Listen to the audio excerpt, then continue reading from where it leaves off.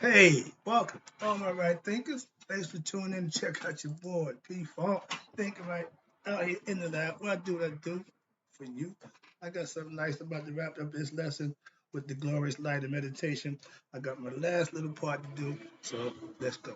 Rightism, 25 rules to live by. Storytelling, story with a message. There's a message in the story for life. I give you life lessons for you tune in. Numbers looking good. I appreciate you. Let's do what we do. Right Thinkers mission, and that's what I'm on, is to enlighten, inspire, educate, and motivate you, the individual, to a higher spiritual level of enlightenment. Excuse me. Right Thinkers way of life through mental and spiritual discipline daily will help and guide you to obtain your goal of spiritual enlightenment, aka know thyself. That's my mission, to get all right thinkers to know thyself. Your goal as a right thinker is to tune in and get your lessons to know thyself. Let's do what we do. I asked the question, do you know you? It's rhetorical. If you don't have an answer for yourself, tune in. I can help you with that. That's what I do for you. A person who knows not and knows not that they know not is foolish. Disregard them. A person who knows not and know that they know not. It's simple. You teach them. That's why I do what I do for you. Appreciate you too. Stay tuned. I got more for you. A person who knows not and believes and think that they know is dangerous. Avoid them. I do. A person who knows but knows not that they know is spiritually asleep. I can awaken them. I'm a spiritual alarm clock here to wake you up with knowledge of self. A person who knows and knows that they know is wise. Follow them. All these persons reside in you. Right thinkers know thyself. And to my eye, be true. I got a little visual thing going here. We'll get to that in a minute. I got a little visual for you today. All right. I left off at visualization. This lesson, right thinkers, let's talk about advancing the practice of right thinking philosophy, or better yet, the glorious light of meditation, and adding the sevenfold cleansing. That's 7 stages that you're gonna cleanse, aka the chakras. That's what this is for. Okay. Then you're gonna have putting it all together. That's what I'm gonna try to do. Have it all accumulate to this lesson here. Put everything that we done talked about. Try to put it all together so it makes sense to you, so you can understand what I'm trying to get the message across to you about knowing yourself. So let's go with advancing the practice, adding the sevenfold cleansing, and eventually what? Putting it all together. Now, having remembered the myth, remember the myth of Hathadu and Tahuti? Sat quietly. First of all, having remembered the myth of Hathadu and Tahuti, you sit quietly within your circle. And what they're saying is, we had a prayer rug. We had, this is it. This is what it looks like. Now, you represent the dot in the circle. If this is your prayer rug, that's where you sat, in the middle of the circle. Okay? And you see the sign with the dot in the circle, that's Ra, that represents you. So let's understand that. And then you begin to chant. I'm going to let you in on another one of my little personal things, but it's here, so I'm going to give it to you. This is how you chant the glorious meditation of life. First of all, in your exhaling, take a deep breath. And then you chant Nuk Haku, Nuk Ra Uku, Nuk Bara, Nuk Aku on the outward breath. And you bring it out, you're saying that, you're reciting. Now, on the inward breath, you repeat the chant again. This time, breathe the air all out, get it out. Inhale. Nuk Aku, Nuk Ra Aku, Nuk Bara, Nuk Aku. Let it out. You do that until you get comfortable. That's how you get your breathing right. You get your chanting going. I ain't big on chanting, but I want to let you know this is how they prescribe to do it. When you get proficient, you can work it into where you want. As I said, I do a little something different, but go by the book. That's why it's here. That's why I use it. Okay. Now you you inhale and you utter the chant eternally with the inhalation. just showed you that. You do that repeatedly for about 2 to 3 minutes, and you get your breathing right, you get the concentration going. Now, again, you chant audibly as you exhale. You repeat the process. Okay. Now, as you're coordinating the chant and your breath, and you become what? More comfortable. The body's starting to relax and firm where? In your posture. I like to sit straight up. This is my yoga posture. Some people like to lay, some people like to sit in lotus position. I'm not doing that. We ain't even talking about that. But yeah, I like to sit straight up. Okay, good posture, breathing, understanding, and letting the mind do what it does. So you get comfortable, firm in the posture, preferably chair, whatever your choice. And the following visualization you practice. Remember, when you go in prayer, don't they tell you the prayer and visualize like you already got it? Act like you're, that's what they teaching here. That's where they got it from. Watch this. They tell you visualization to practice. This is what? The sevenfold cleansing. Visualize what? A golden light at the base of your spine. That golden light really should be red because that's the base chakra. Okay? And you begin to chant with the first nuke. See that light in the first Bara spear.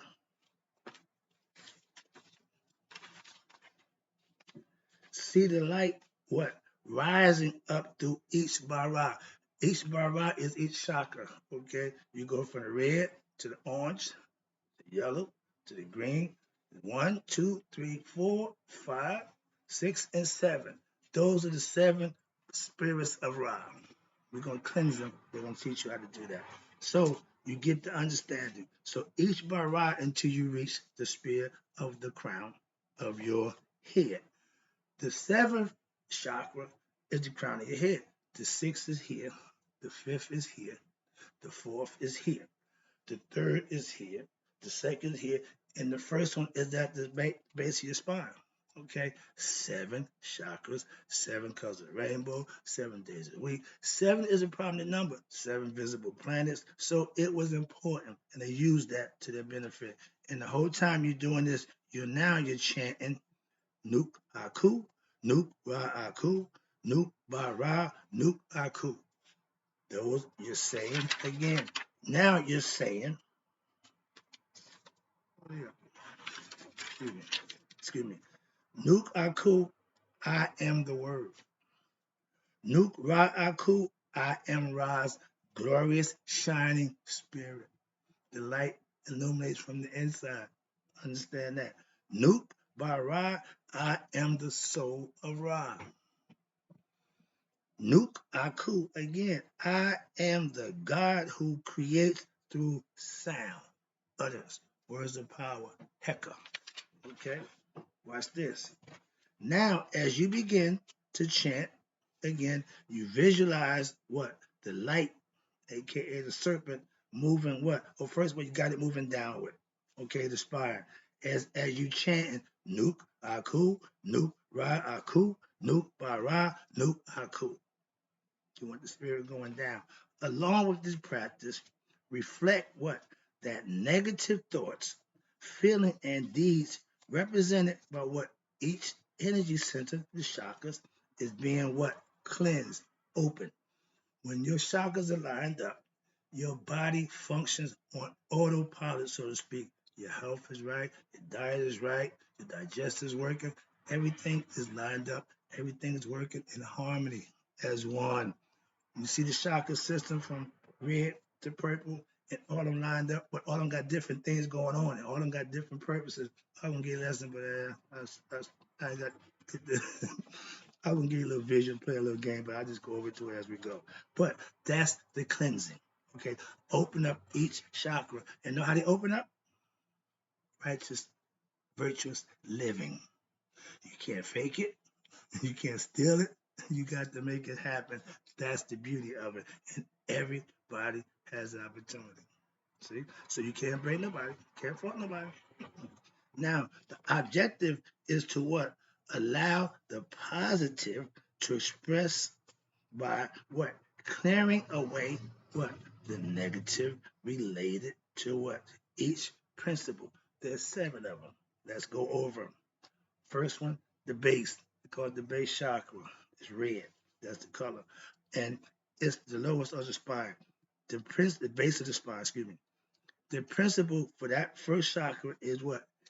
Earth, food, materialism, survival mode, animal, beastly nature type stuff. Okay. The next one is perineum. Perineum. That means principle of what? Sex, worldly desires. Okay. Now you're just a horn dog. You're living off physical pleasures of the flesh. Okay. Third, solar plex. Right here, no, it's right here across the navel. That's the solar plex. The principle is what? You ready? Number 3, egoism. That's the I, me concept, which, what's this? All about the self. That's the orange. Excuse me, that's the yellow. Okay? Yellow represents ego. I'm rocking yellow today, too. But yeah, that's the ego. The fourth one, that's the heart chakra. That's green. The principle for the fourth one is empathy. Caring about somebody other than yourself. That's why it supersedes egoism. Egoism is still down here. Still down here. If on the scale of 1 to 7, egoism, you didn't make it. You only in the running when you get to the fourth chakra, when you show empathy, compassion for others. That's why it's important. Fifth, Masons, they use this as a signal, as a sign. You may slash of the throat, but it's all symbolic. But the throat principle is what?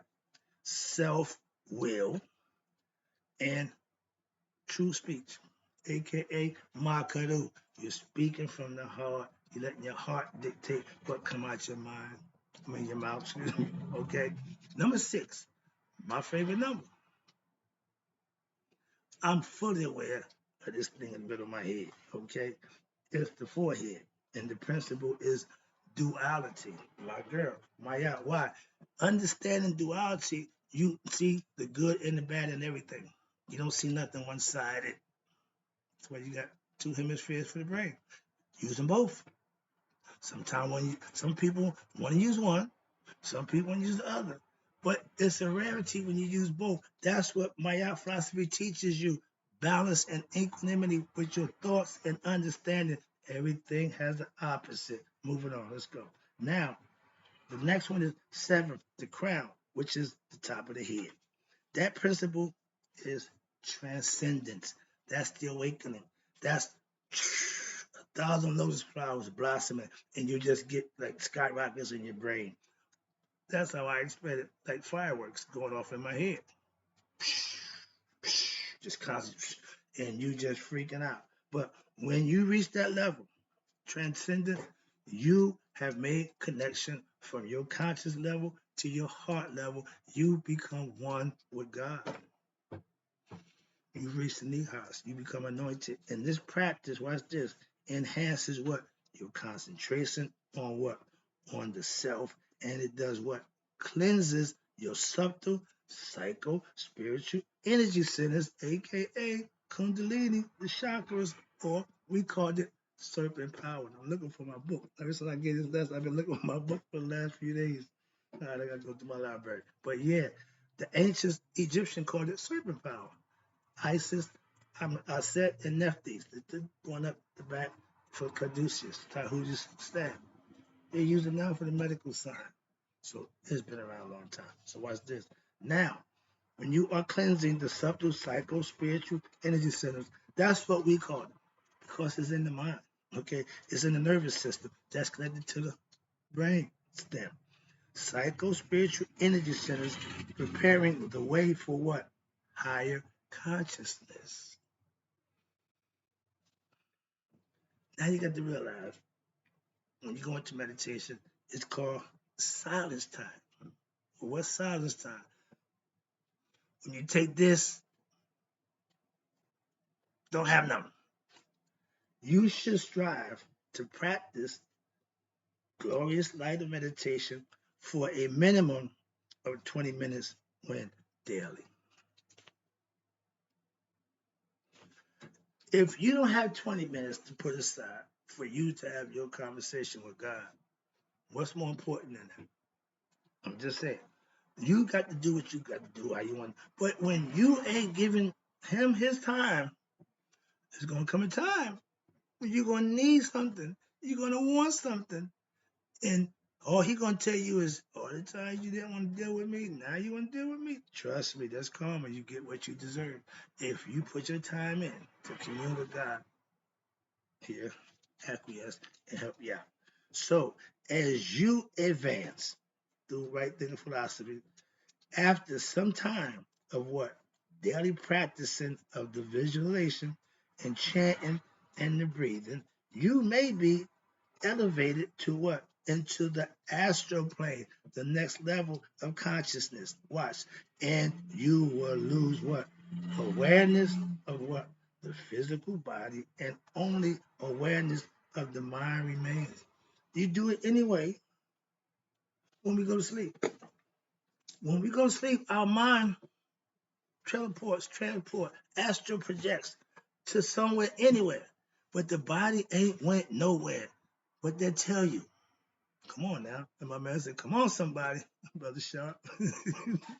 And what it said is, you got to realize that ain't hard to comprehend and understand. I tell you, every time you lay down and go to sleep, you practicing for the next level of death. We call it this body, but in the astral world, you practicing going to the doo-wop. Trust me, we getting there. Trust me. Now, what happened? You may survive what you find in what? This realm, but it is not, listen, the ultimate goal. So you should not what? Linger there, even though it is after a while a comfortable and wondrous place to be. The dream state, the unconscious, when the mind is doing its thing and you just along for the ride, but it feels good, okay? It's all good. But as you continue, this meditative discipline will be what? Elevated to a place of silence. I did that lesson already about Amun. Yeah, the witness. The last place, the transcendental state, is beyond time, space, and comprehension. That's that. We call it the doo-wop, but no, I got another name for you. I got it for you. Watch this. That place of silence where nothing moves, nothing's going on. This is the opposite of the noon. Because in the noon, nothing went on, but it was a bunch of possibilities. That's the difference. In the field of Reeves or the Rantuth, and Butef. That's the place. I'll get there in a minute. So let me read this out. Now, but if you continue this meditative discipline, watch this, you will reach that place of silence. That's the ultimate communion with God. Amen. Matter of fact, that's the watcher. That's the hidden one. But you reach that state where it's just pure nothing. This realm is called what? Enrantuf, Anrutef. And watch this. In this special level of consciousness, watch this. One can discover what? The nature of self beyond the mind and the senses of the body most intensely. You feel it. You there. Why? Because that's what it really is. That's the essence. Watch this. And for a rancher, it means the place, listen, where nothing grows. Children. Okay? There are no distractions, no thoughts of desire there, just radiant, transcendental experience of the now within what? One within the glorious light. How does this work? Good question. When one attains establishment, aka higher knowledge, nihas, reach, then one is said to have opened the divine eye. They always knew about the pineal gland, and they always knew at the sixth level on the chakra round, once you reach that level, you start communing with your higher self on the basis where you got everything at your disposal. You crack the Akashic record, so to speak, where you have knowledge and understanding of everything once you tap into that third eye. It's called ARIT, A-R-I-T. That's Irie in the female form. And it's raised by, watch this, here we go, the female. When you see a T, understand it's in the female concept. So when you see Irit and raised to the what? Serpent point. You see me doing this. That's the two serpents, Isis and Nephthys going up. Okay. And you see Iraq, which has what? Coursed up through and pursed the top, the jet with the spinal column, the spinal cord at the top, the jet pillow, which is the subtle spine, the nervous system, the physical backbone, yeah, but they talk about the spinal column, okay? And this entire process leads to attaining Aku, A-K-H-U. That means illumination. Your light has been shined. Illumination of what? The self-knowledge. They tell you self-knowledge is better than scholastic, biblical, and any other kind of knowledge. Why? Because it tells you about you. It enlightens you to who you are. And it's called WRIGHT, I-M-I-B. That means know, I, in heart, mind, or more clear, I know what is in my heart. In essence, I know myself.